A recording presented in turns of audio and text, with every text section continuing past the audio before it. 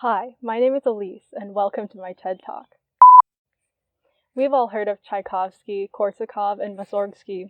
If you don't know the Nutcracker, Swan Lake, Scheherazade, or pictures at an exhibition, you're probably living under a rock. These Russian composers are household names and well-loved in the orchestral world.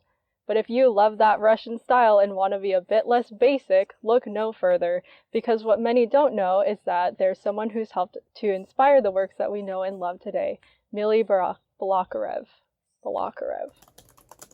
Mily Alexeyevich Balakirev.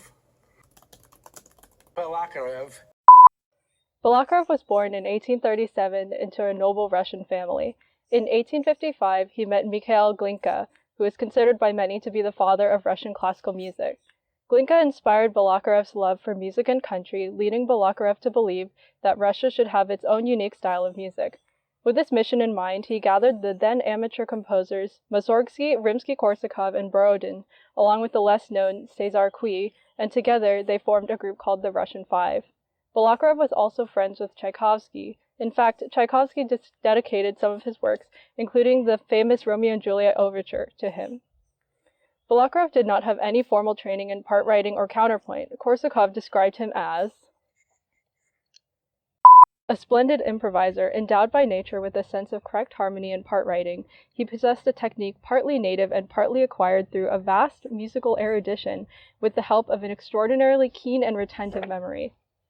He was known to be a demanding teacher that insisted his students compose exactly like him, which caused many to distance themselves from him. Ironically, because other members of the Five, most notably Rimsky-Korsakov and Scheherazade, appropriated his style, when Balakirev finally released his pieces much later in life, the success of the younger composers using his techniques ended up overshadowing him.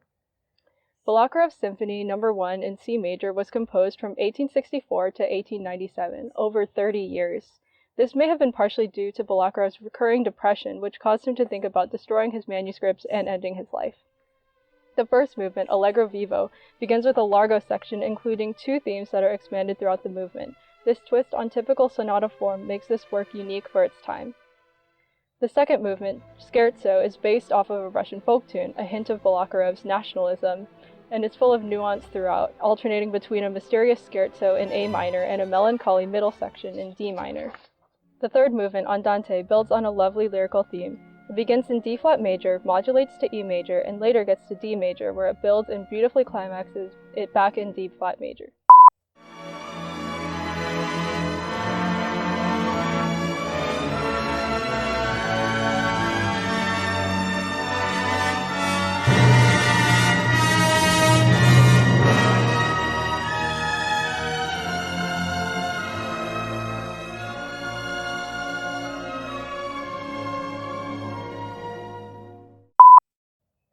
The harp then leads into the finale, Allegro Moderato, which features three different themes, all of which are based on Russian folk songs.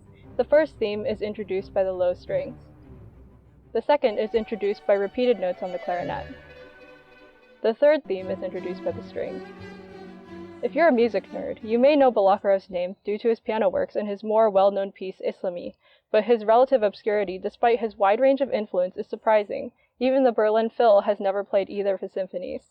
As a Russian male, he's not exactly part of the most underrepresented demographic, but his central role in the formation of iconic Russian music we know today, as well as the beauty of his work, should certainly earn him more credit than we give him.